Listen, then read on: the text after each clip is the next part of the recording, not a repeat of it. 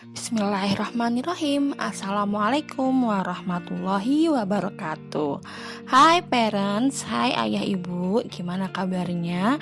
Mudah-mudahan selalu dalam lindungan Allah Subhanahu wa taala, dalam lindungan Tuhan, dan semoga selalu sehat walafiat, karena sehat itu adalah rezeki yang paling nikmat ya. Kalau kita nggak sehat, banyak uang pun kayaknya jadi hampa gitu ya. Jadi alhamdulillah, mudah-mudahan ayah ibu semua dalam keadaan sehat walafiat ya. Nah, hari ini saya mau ngebahas tentang gimana sih sebenarnya cara membacakan nyaring. Mungkin ada beberapa yang masih belum tahu ya, sebenarnya membacakan nyaring itu apa sih. Nah, membacakan nyaring atau read aloud ini pernah aku bahas di beberapa video sebelumnya, bisa dicek. Tapi intinya adalah membacakan nyaring adalah kita meluangkan waktu untuk membacakan buku untuk anak-anak kita selama kurang lebih maksimal atau minimal tuh 15 menit lah ya. Tapi juga nggak harus sampai 15 menit juga. Kalau misalkan memang kondisinya tidak memungkinkan, kurang dari 15 menit pun tidak apa-apa gitu. Karena sebenarnya intinya adalah membacakan nyaring itu adalah keistiqomahan gitu. Istiqomah, konsisten gitu ya, supaya menemani Ananda di rumah ya. Kayak mungkin quality time lah ya. Nah, banyak yang nanya, banyak yang juga mungkin kurang tahu sebenarnya apa aja sih yang harus diperlukan untuk membacakan nyaring ini. Nah, hari ini saya mau ngebahas tentang apa saja yang harus dipersiapkan untuk membacakan nyaring. Kira-kira apa aja ya? Oke, yang pertama adalah tentunya harus ada orang tua ya. Sebenarnya kalau misalkan nanti ternyata orang tua tidak bisa menemani, bisa juga mungkin kakek, nenek, ataupun om, tante ya. Walaupun memang sebenarnya akan lebih afdol bila ditemani orang tua. Tapi bila memang kondisinya tidak memungkinkan, ya tidak apa-apa ya, bisa untuk perwakilan yang lain. Tetapi yang harus diperhatikan adalah bisa untuk meluangkan waktunya ya. Orang tua atau orang dewasa bisa meluangkan waktu, tidak bermain HP, tidak ada TV. Jadi benar-benar yang kita itu benar-benar meluangkan waktu lah ya bersama anak dan juga buku. Nah, itu yang pertama tadi adalah orang tua atau mungkin orang dewasa yang untuk membacakan buku anak dan meluangkan waktu. Ya, itu yang pertama. Lalu yang kedua adalah otomatis pastinya adalah anak ya. Pastikan anak dalam kondisi yang paling nyaman. Istilahnya dia sudah kenyang, dia nggak ngantuk, dia nggak sedang mungkin kita harus tahu jam-jamnya dia santai lah ya. Makanya sebenarnya membacakan nyaring ini tidak harus misalkan sebelum tidur, enggak juga. Bisa juga mungkin di saat-saat dia santai lah, bisa sore hari atau mungkin bisa maghrib ya. Jadi anak pun ada rentang perhatiannya, walaupun memang tidak harus misalkan 15 menit, enggak harus, tapi disesuaikan dengan kondisi anak gitu. Kalau misalkan anak-anak bayi, anak-anak yang misalkan umur 0 sampai 3 bulan itu kan lebih gampang ya. Ayah ibu bisa misalkan sambil menyusui anaknya, dibacakan buku. Misalkan anaknya kok udah terlanjur tidur, ya nggak apa-apa, tetap dibacakan sampai buku itu selesai. Kalau misalkan anaknya tidur. Tapi kalau misalkan anaknya cranky, anaknya istilahnya udah rewel, ya udah stop dulu, nggak apa-apa gitu. Karena ketika anak tidur itu sebenarnya telinganya masih mendengarkan, alam bawah sadarnya pun masih merespon sebenarnya ya.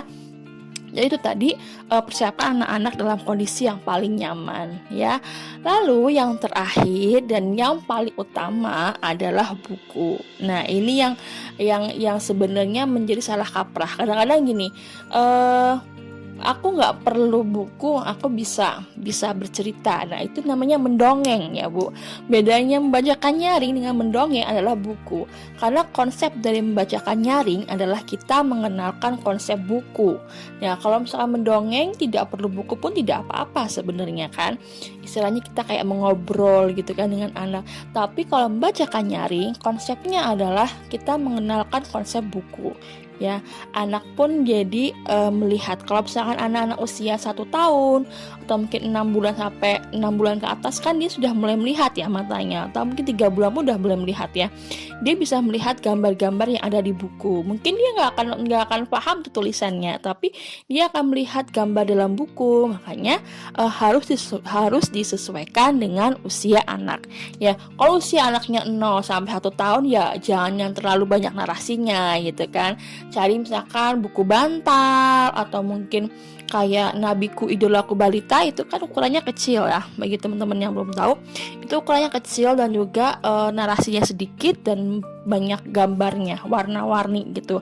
Atau mungkin Halo Balita. Nah itu bisa digunakan untuk membacakan nyaring, karena kita juga mata pun dimanjakan dengan warna-warna yang eye catching, warna-warna yang biasa ditemuin sehari-hari, atau mungkin gambar-gambar yang mungkin kita juga bisa menjelaskan ini namanya daun, ini namanya pohon. Jadi orang tua pun bisa mengeksplor apa yang ada dalam buku, nggak harus selalu dengan narasi gitu ya. Itu yang harus diutamakan, karena kadang-kadang orang tua suka bilang, aku males beliin buku karena bukunya sobek-sobek. Nah iya, itu kalau misalnya anak usia 6 bulan dikasih buku yang kertas ya pasti sobek, karena dia masih dalam tahap tangannya tuh gatel, pengen ya kayak gitulah ya. Karena Umar pun seperti itu, ketika dia usia 6 bulan itu dia kebetulan diberi hadiah oleh teman saya, dan itu bentuknya kertas ya, maksudnya bukunya buku pakai kertas biasa, dan itu habis disobek ya, dan narasinya terlalu panjang sehingga memang nggak pernah saya membacakan full satu buku gitu. Makanya penting banget untuk menyesuaikan buku dengan usia anak ya. Itu kadang-kadang mungkin kuncinya di situ. Ketika misalkan kita ngerasa anakku nggak suka buku, anakku gini, mungkin karena belum menemukan buku yang bagus. Misalkan nih anak kita suka dengan mobil-mobilan, mungkin kita bisa mencari buku yang bertemakan mobil-mobilan. Anak-anak suka dengan dinosaurus gitu kan, kita bisa mencari buku-buku yang mungkin bertemakan dinosaurus gitu, sehingga menarik perhatian anak gitu ya Bu.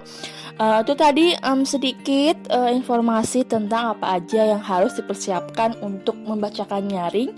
Yang jelas adalah adanya buku ya, buku anak, disesuaikan dengan anak. Nah, diusahakan juga tidak terlalu ramai ya ruangannya. Jadi ruangannya tuh hanya untuk misalkan orang tua, ayah, ibu, anak dan buku, atau mungkin kakek atau mungkin nenek. Jangan terlalu banyak orang sehingga si anak pun tidak akan konsentrasinya nggak akan pecah gitu ya. Lalu mungkin ada pertanyaan-pertanyaan lain seputar membacakan nyaring ya, nanti akan saya bahas di next episode yang akan datang ya.